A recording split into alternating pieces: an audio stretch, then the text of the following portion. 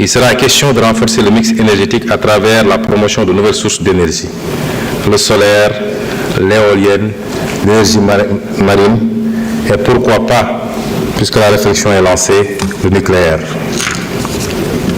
Nous réaffirmons notre volonté d'atteindre un mix énergétique de l'ordre de 30 à 40% d'ici 2030. Nous mettrons en œuvre une stratégie ambitieuse pour garantir à l'horizon 2030 un accès universel à l'électricité.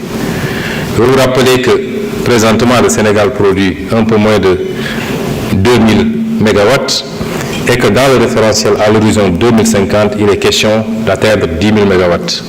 Le gap est extrêmement important. La sécurisation de l'eau est essentielle pour garantir à chaque citoyen l'accès à une eau potable de qualité pour tous ses besoins.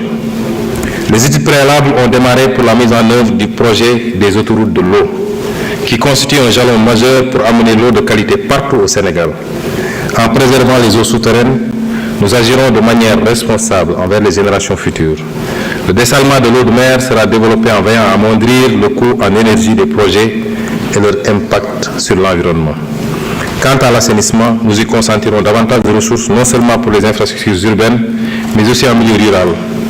Une réforme en profondeur du secteur de l'assainissement, sans laquelle l'accès universel ne sera jamais une réalité pour nos concitoyens, quels que soient les montants qui seront investis. L'économie sociale et solidaire sera promue au niveau des pôles territoires. Le cadre législatif et réglementaire sera rénové à cet effet. Les acteurs seront mieux organisés de sorte à faciliter la conclusion de contrats de services publics entre les collectivités territoriales et les entreprises de l'économie sociale et solidaire, ou entre ces dernières et les grandes et moyennes entreprises locales. La démarche innovante consistera à promouvoir des pilotes, des solutions réplicables à une grande échelle. Monsieur le Président de l'Assemblée nationale, Mesdames et Messieurs les honorables députés, sans sécurité, pas de paix. Nous œuvrerons à la sécurité et à l'intégrité territoriale pour la prospérité du pays et de ses concitoyens, dans un environnement sous-régional apaisé. L'objectif stratégique est de sanctuariser le territoire national et de renforcer la protection des personnes et des biens dans le respect des valeurs républicaines et des engagements au titre de la préservation de la paix internationale. En mer, la découverte de ressources naturelles commande aux forces de défense et de sécurité d'adopter une posture d'anticipation et de veille. À cet égard, le processus de transformation profonde des forces de défense, de sécurité intérieure et de sécurité civile, le processus de transformation profonde des forces de défense, de sécurité intérieure et de sécurité civile à initier devra permettre de poser les jalons de la marche du pays vers une souveraineté effective et multidimensionnelle. En effet, l'augmentation substantielle des effectifs, la construction d'infrastructures de travail et de logement, l'amélioration de la condition du personnel, la montée en puissance des structures de formation ainsi que la déconcentration des forces vers les zones frontalières rentrent dans le cadre de la mise en œuvre d'une vision holistique de la défense et de la sécurité et la prise en compte des défis sécuritaires auxquels le Sénégal fait face. Un plan d'urgence visant à résorber les gaps capacitaires critiques permettra d'acquérir des équipements majeurs et de renforcer les infrastructures. Par ailleurs, l'analyse du contexte actuel laisse apparaître à l'évidence une nécessité de redimensionner les forces de défense et de sécurité en termes d'organisation, de capacité et de maillage opérationnel des espaces terrestres, maritimes et aériens. C'est dans cet esprit qu'un projet de loi de programmation militaire à l'horizon 2035 sera proposé à votre auguste Assemblée très prochainement. Les actions prioritaires pour les forces de défense et de sécurité porteront aussi sur l'amélioration des relations avec la population par la réalisation de projets à fort impact socio-économique, par le renforcement de la citoyenneté et la promotion de l'esprit de sécurité et de défense. La transformation de la perception et de l'image des forces de défense et de sécurité, la mise en place d'un cadre d'interaction efficace pour l'amélioration, l'accueil et réduire les délais de traitement des dossiers, la création d'une plateforme de le traitement des dossiers, la création d'une plateforme digitale d'information et la réduction des accidents de la circulation sont autant d'actions qui polarisent les efforts. Cela commande de finaliser le processus de départementalisation de la sécurité dans toutes ses dimensions, gendarmerie, police et sécurité civile. De prendre les dispositions idoines pour assurer une présence permettant de réduire les délais d'intervention, de décentraliser l'intervention spécialisée, de renforcer les capacités techniques des unités d'investigation en police judiciaire et d'activer des unités spécialisées en milieu maritime, aérien et ferroviaire. Monsieur le Président de l'Assemblée nationale, Mesdames et Messieurs les honorables députés, notre engagement panafricain sera renforcé. Le Sénégal est déterminé à jouer un rôle accru en Afrique et sur la scène internationale. Fidèle à notre tradition de havre de paix, nous œuvrerons à renforcer notre intégration régionale au sein de l'Afrique de l'Ouest et à promouvoir une coopération plus étroite avec nos partenaires africains. Conformément aux instructions du chef de l'État, le Sénégal ratifiera le protocole de Malabo de 2014 qui vise à ériger le Parlement panafricain en une institution législative et à part entière. Dans la même foulée, nous passerons en revue tous les traités et protocoles régionaux afin de nous mettre à jour pour ce qui concerne la ratification, leur incorporation dans notre droit interne et leur mise en œuvre. Nous nous évertuerons à être un pays modèle dans le domaine de l'intégration régionale en Afrique et soutiendrons activement les chantiers de la CEDEAO. Le Sénégal renforcera, comme jamais auparavant, ses relations avec les pays africains frères.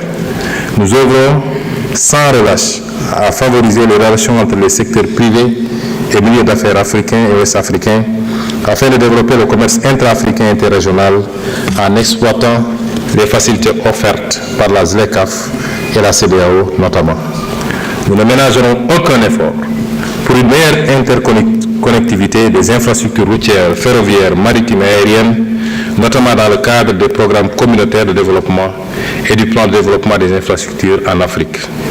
Parallèlement, notre pays apportera toute sa contribution à la réussite du grand projet de gazoduc africain atlantique qui impacte la quasi-totalité des pays africains de l'Ouest.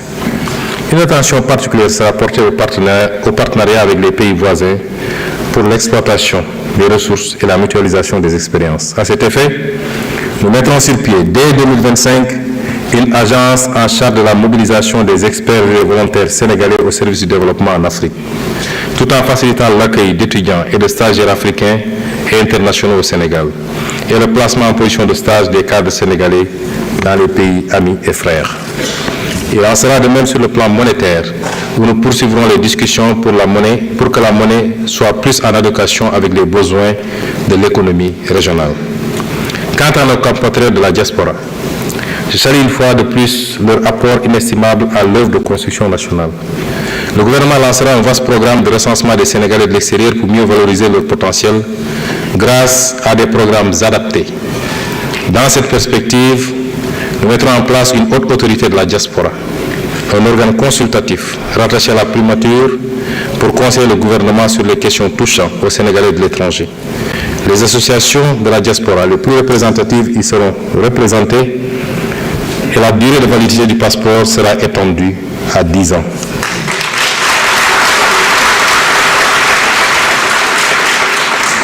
Le gouvernement nommera des magistrats de liaison dans certains postes au-delà de l'entrée judiciaire. Le magistrat de liaison prodiguera des conseils juridiques aux compatriotes tout en les aidant dans les procédures judiciaires. En outre, nous entendons créer les conditions de mise en place d'une banque de la diaspora.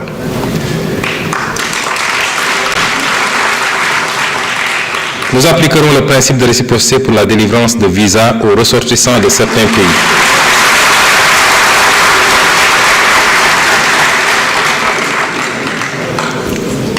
Nous appliquerons le principe de réciprocité pour la délivrance de visas aux ressortissants de certains pays qui l'exigent à nos ressortissants.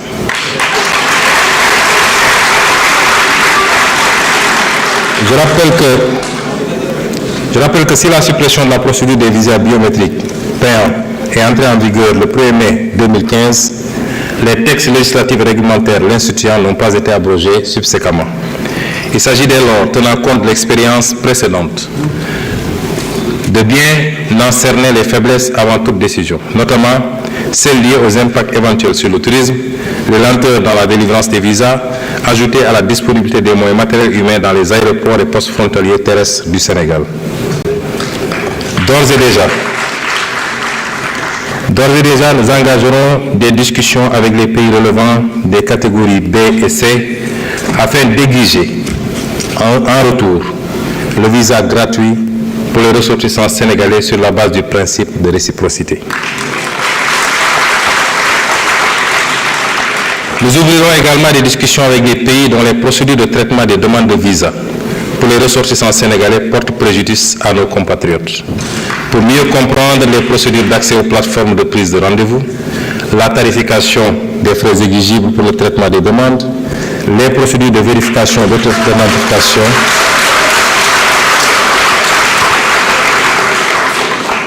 la tarification des frais exigibles pour le traitement des demandes, les procédures de vérification d'authenticité et de transmission des documents d'état civil. Enfin, le gouvernement apportera une solution idoine à l'immigration clandestine. D'abord par la mise en œuvre d'une politique de développement et de lutte contre la pauvreté portée par la vision 2050. Ensuite par le renforcement des dispositifs de lutte contre la migration irrégulière, en multipliant les contrôles et en renforçant les sanctions, mais également par la promotion d'une migration régulière en partenariat avec les pays d'accueil et de transit des migrants, ainsi que le soutien aux initiatives de retour volontaire et à la réintégration. Il s'agira de lutter avec la même détermination aussi contre la migration irrégulière de nos ressources naturelles et financières du fait de contrats léonins dans les secteurs miniers, pétrogaziers et halieutiques, dans l'attribution de marchés publics et de biens, services et infrastructures à des intérêts étrangers.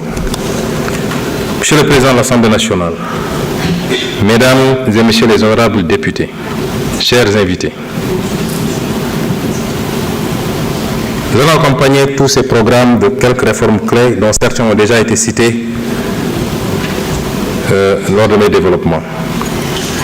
Les programmes de développement économique et social durable que je viens de retracer ne peuvent aboutir que si nous réussissons au préalable à consacrer fermement la bonne gouvernance et la transparence dans la gestion publique dans notre pays.